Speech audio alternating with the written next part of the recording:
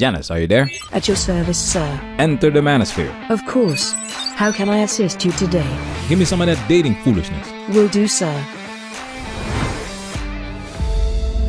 Internally, do you feel complete, or do you feel like something's missing? I definitely don't feel complete. What do you think is missing?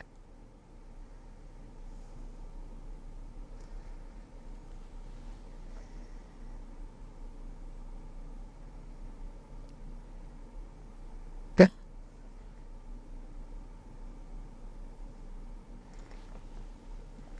Well,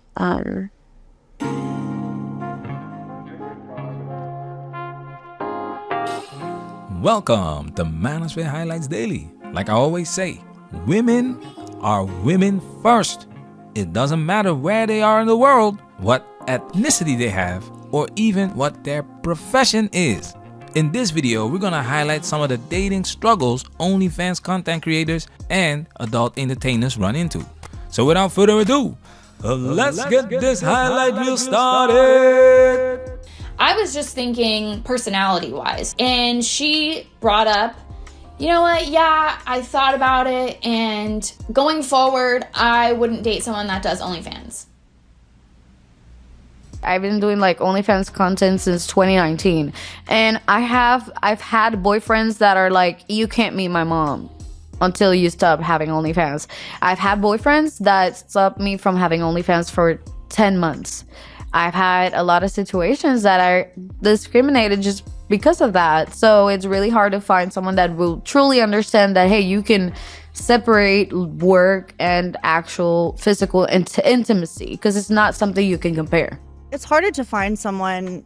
I do think it's harder to find someone when you do OnlyFans that matches your criteria, right? Because just because you're a sex worker doesn't mean that you have these like different different wants than other girls. Right. But I feel like being an OF creator does put you in a different category than other girls. Right. So that weeds you out of other people's criteria. Like a lot of people who like aren't cool with you. Yeah. Like doing like the videos and stuff like that. Yeah, right? And that's understandable. Like I totally understand that. It could be one or all of those things, that it's disgusting or, you know, or that it's beneath you. But you're saying that it's not good enough for you. And that rubs me the wrong way, because everybody watches porn.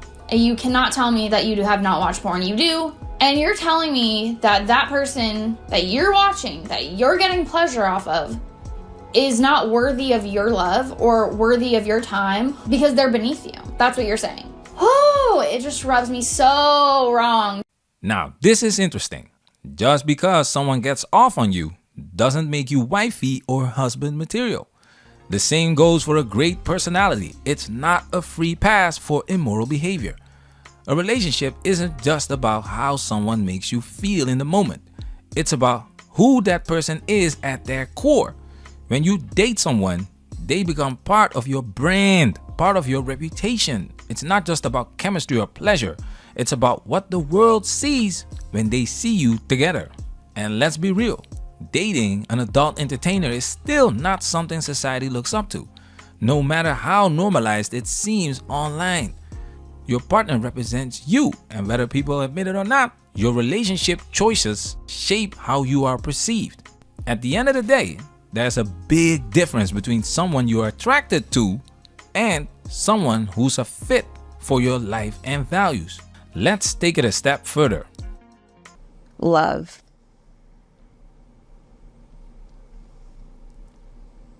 You feel alone?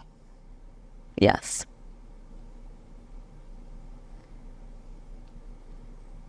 I don't ever truly feel that I am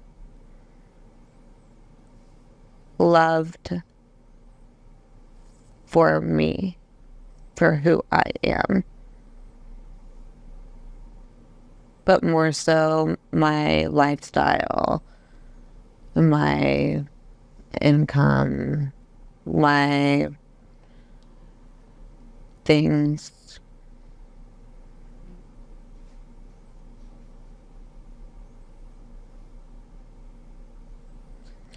I feel like people tend to forget that we are people too. For sure. And a girl, a guy, whoever that specializes in sex performances can want a normal life. Sex is not a cure for loneliness. I repeat, sex is not a cure for loneliness. Even though these women have more than their fair share, they are not fulfilled. This is Holly Hendricks, and we had to cut this clip and make it shorter for this video. But if you look at the original interview, she is really struggling to talk about this. Loneliness is one of the worst things someone can experience, and it's detrimental to one's health. That's why it's natural for women, people in general, to long for deeper connections.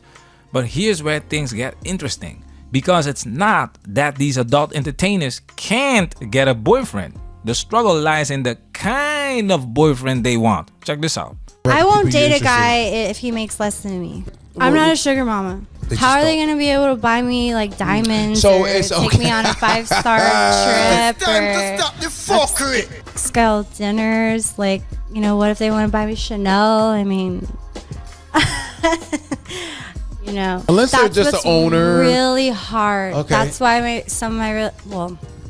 that's why a lot of my relationships have not worked out, is because I need lots of attention. I'm not clingy, but I've gotten used to being in this industry, having lots of attention. And yes, if I'm dating somebody who's very successful, makes lots of money, they don't always have time for me. And you can accept that?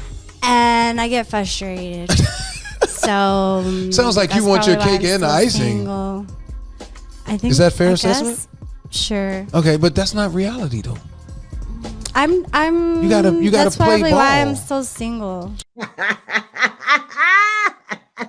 A woman wanting to have her cake and eat it too isn't reserved for OnlyFans content creators and adult entertainers. This is female nature in action. The more money a woman makes, the more money she expects the man to make. Despite having a profession that's considered immoral, she still feels that she deserves a man of high status and resources. Yeah.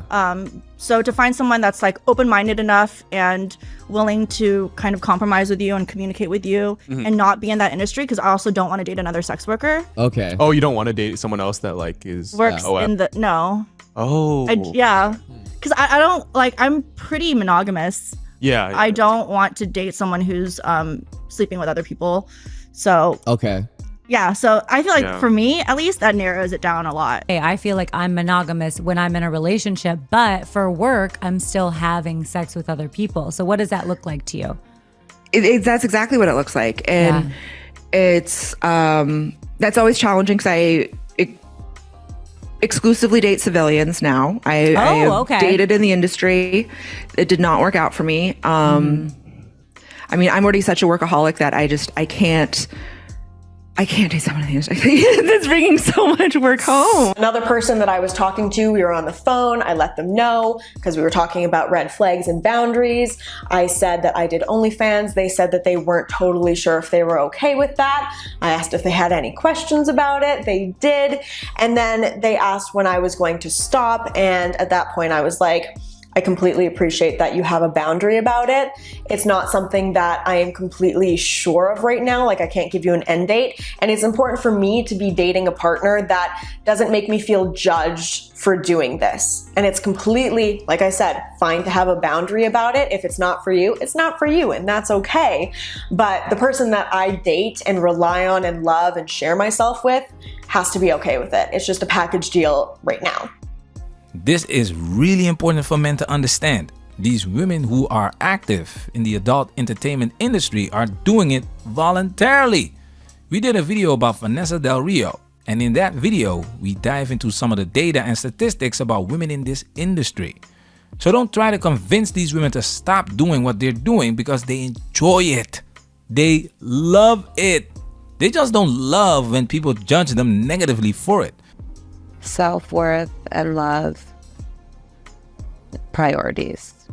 But they are not gonna stop because they want to have that cake and eat it too. I need to do this because this is my job. Yeah. And I have quit the adult industry and ended up coming back. So I, from personal experience, know that this is where, this is the best place for me to be. This is where I can be my happiest self. Yeah. And with me being my happiest self and bringing the person that I am to this relationship, I am going to have to shoot content with other people. And